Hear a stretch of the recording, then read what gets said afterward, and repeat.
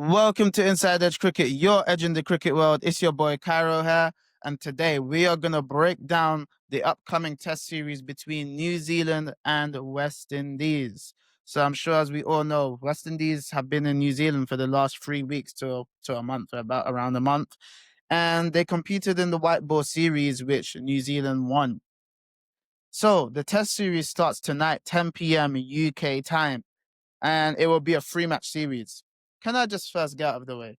I really hate it when the ICC organizes series 2 match test series. What's the point of a 2 match test series? If one game rains out, you've only got one game to play. Also, it just makes no sense. It really doesn't make any sense. And then if you got 1-1, there's still one game left. So I'm very, very happy that this game is a 3 match series. I think it's much needed. Very, very much needed. And that means we can definitely come up with a definite winner. So let's just break down the squads. So West Indies squad, the batters they have picked are Alec Athanaze, Tejran Shandapur, Kavem Hodge returning to the squad, Brandon King, and then they got John Campbell. All rounders, Justin Graves and Rustin Chase, 2 wicket keepers in Shea Hope and Tevin Imlak, and the bowlers Jamal Warrican, Johan Lane, Anderson Phillip, Kemar Roach, Jaden Seals, and OJ Shields. But I'm just going to say the 11 that I think West Indies should play. West Indies has been a struggling test team. They've been struggling for a very, very long time, as we all know. But in terms of the resources and the squad that's there, this is the 11 I would pick. I would have Campbell and Shandapur opening the batting. Athanaze coming at 3. Shea Hope coming in at 4. We know how much he struggles in test cricket. It's beyond me. I really don't understand. This guy is a phenomenal player. He's a very, very good player in ODI cricket. Averages nearly 50 with 19 centuries. He's borderline great. He's getting there. But he just can't seem to put it together in test cricket. However, we know about the twin centuries that he scored in 2017 against England, against Anderson and Broad. He finally scored his third test century against India last month, which was a long, long wait. The type of player that Shea Hope is, he should average at least 35, and he averages 25 in test cricket, which I just think is ridiculous for the talent that he has. So yeah, I would have Shea Hope at 4. He wouldn't have the gloves. Then I'll have number 5, Kavem Hodge. I'm not sure why he was dropped in the first place. Like I said, like West Indies batters, all of them struggle. All of them have been poor. But with Kavem Hodge, you can see that there's something there. You can see there's something there. So I'm not sure why he was dropped, but he's back into the squad. I would play Justin Greaves at number 6. He has batting ability and he can also bowl some seam. Tevin Imlak with the gloves at number 7. I'd have the captain, Rustin Chase, at number 8. Yes, I would have him at number 8. His test batting has severely declined. So I think he could be a useful batter at number 8, and then you're picking him for his spin bowling, and then he's the captain as well. Then I'll play Anderson Phillip, Kemar Roach, and Jaden Seals as your 3 main seamers. So I think that's a balanced enough team. You've got the 3 main seamers in Phillip, Roach, and Seals. You've got Greaves, who can be the 4th seamer, and the captain, Chase. So with West Indies, I just wanted to talk about their batting struggles. We know how much they've struggled in Test cricket with the batting, the 27 all out against Australia earlier this year, beyond embarrassing. And yeah, they've just been struggling. They don't even have a batsman averaging 30 in Test cricket. So that explains the whole story to you. And like I said, I'm glad that Kevin Hodge is back into the squad because, like, all of them have not performed, but with him, you can see there's something there. So you have to go with it. I just also wanted to mention as well, why did West Indies cricket appoint Jamal Warrican as the vice captain of the Test team? I would like for one of you, maybe if you guys know, tell me in the comments because it doesn't make any sense to me. It really doesn't, because you've got Chase, he's the captain, he's a spin bowler.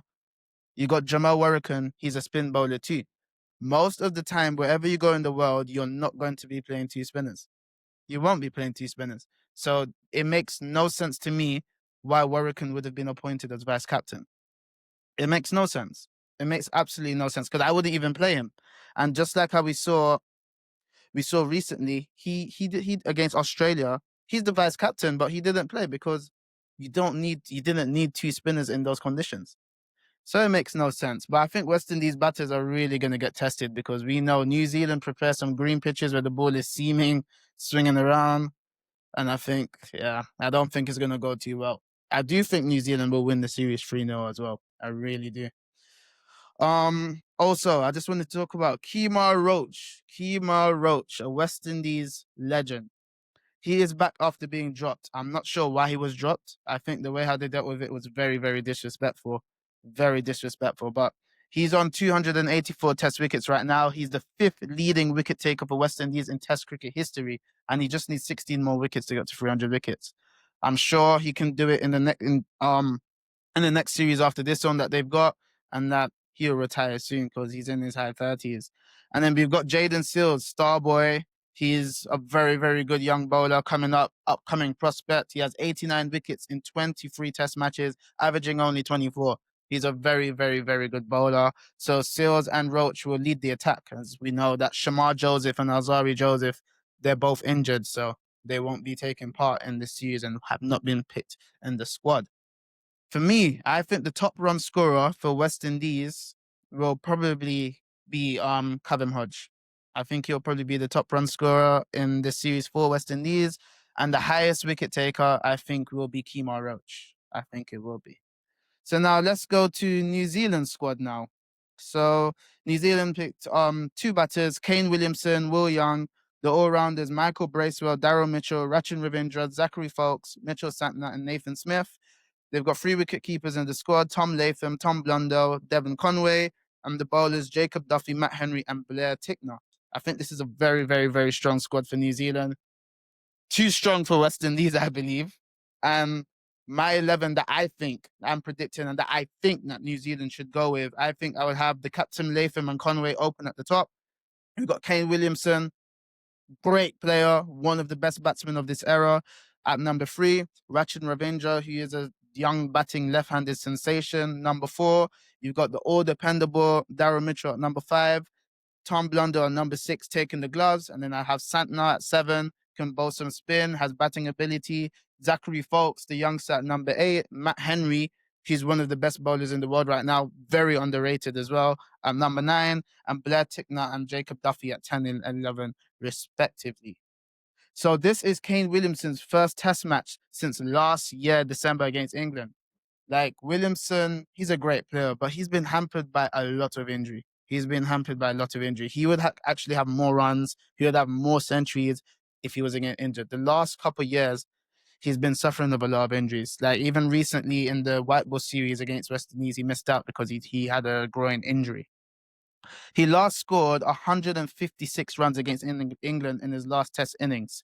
He's just a great batsman. He averages 55. He has 33 test hundreds.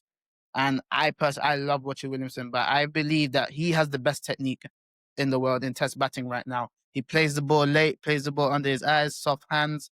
He's just a phenomenal player. Also, I just wanted to highlight as well, Henry Nicholls, I really like him as a number 5 batsman, but he has not been picked in this squad. This is how strong New Zealand are. Henry Nicholls hasn't been picked, and he did score 2 centuries, twin hundreds in his last first-class game, but I can understand why they didn't pick him, because I don't know how you can fit him in when you've got Rachin Ravindra and Daryl Mitchell there. So there's no space. But I just wanted to highlight that I personally like Henry Nicholls. I think he's a very good player. Also, we know Daryl Mitchell, Rachin Ravindra at number 4, very talented, very good player, and he can also contribute with some left arm spin. And then you got Daryl Mitchell, who is just a brilliant player. So I think New Zealand's batting lineup is very, very strong. And then Matt Henry, in the last 2 years, he's come of age since Salvi and Trent Boult and Neil Wagner have disappeared. This man has risen to the occasion. He is a phenomenal bowler. Good pace, good control. He can nip the ball in swinging conditions. He can get movement off the seam. He has a sharp bouncer. He's a good bowler.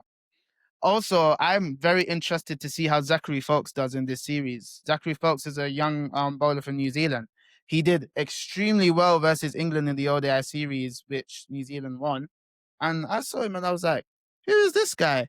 He's not quick at all, but he's got control. He swings the ball big, so he'll definitely be a problem against West Indies. If the conditions are swinging and Folkes gets that ball to swing, West Indies do not play swing bowling well, so there'll be an issue. And in his only test match to date, Folkes took 9 wickets in the game with best figures of 5 for 37 against Zimbabwe. So he's definitely one to look out for. And then we've got Jacob Duffy as well. He done very well in the white ball games versus West Indies, and he's got good pace. But I think the top run scorer for New Zealand will be Kane Williamson. I will not be surprised if this man scores at least 2 centuries here in the series. The top wicket taker, I think, for New Zealand will be Matt Henry. But I want you guys to go in the comment section. Tell me, who do you think is going to be the top run scorer for each team? Who do you think is going to be the top wicket taker for each team?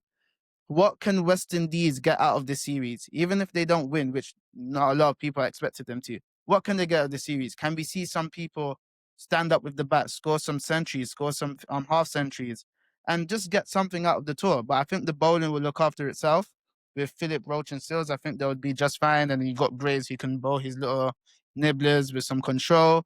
And then, like I said, the captain, Ruston Chase, can take up the spin department. And then, obviously, Hodge can also bowl some spin too. So I think the bowling is definitely faring better for West Indies than their batting. But yeah, guys, that is the preview for this test series. We'll be watching it. We'll be seeing what's going to happen. We're going to try to break down each day of it. But if not, then we'll just break down the whole test match after the last day. Let's see if this game does reach day 5. Thank you guys for watching.